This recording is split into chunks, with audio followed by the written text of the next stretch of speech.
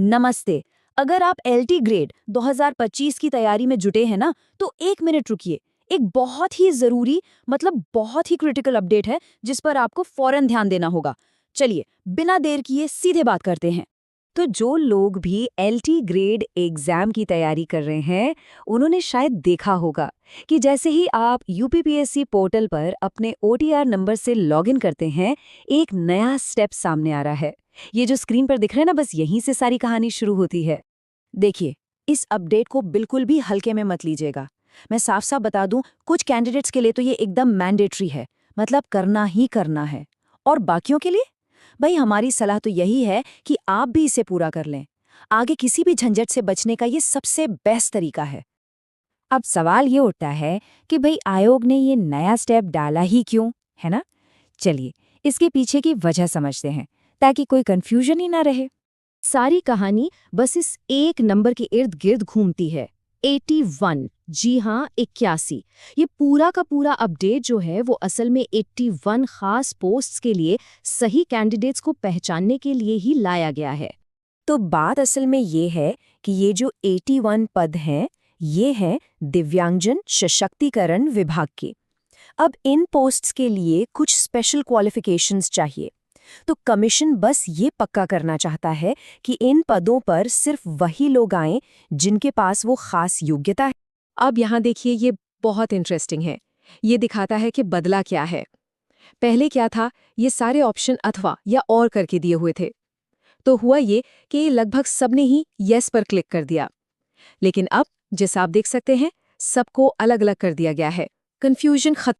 ठीक है, तो सबसे पहले बात करते हैं उन कैंडिडेट्स की जिनके पास स्पेशल बीएड या स्पेशल डीएड की डिग्री है। अगर आपके पास ये डिग्री है तो ये सेक्शन खास आपके लिए है।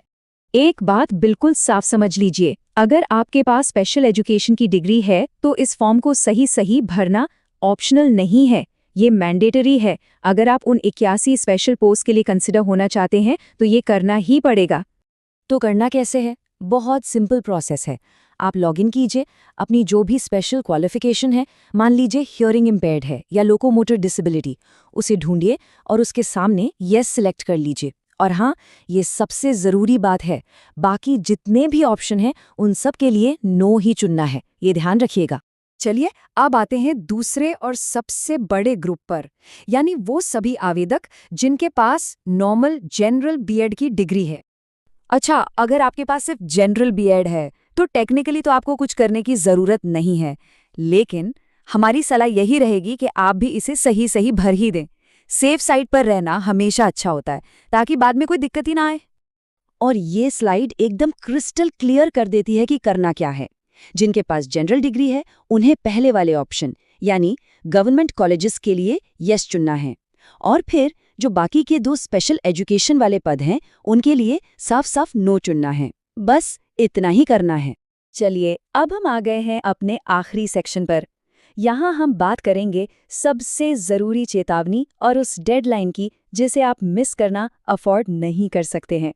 ये चेतावनी सीधे सीधे आयोग की तरफ से है और इससे ज़्यादा सीरियस बात नहीं हो सकती। साफ लिखा है, गलतियां आपके अंतिम परिणाम को प्रभावित करेंगी। मतलब इस फॉर्म को भरते हुए की गई एक भी गलती का सीधा असर आपके फाइनल रिजल्ट पर पड़ सकता है। तो एक्यूरेसी यहाँ बहुत बहुत ज़रूरी है।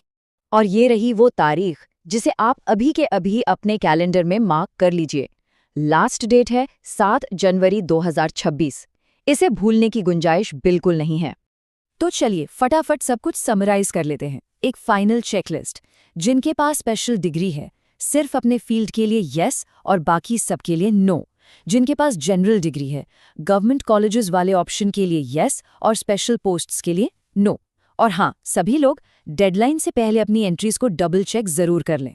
और आखिर में हम आपको बस एक सवाल के साथ छोड़े जा रहे हैं जो आपको तुरंत एक्शन लेने के लिए कहेगा।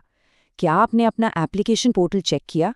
अगर नहीं तो इंतजार मत कीजिए, अभी लॉगिन कीजिए और पक्का कर लीजिए कि आपकी क्वालिफिकेशंस सही सही अपडेट हो गई हैं।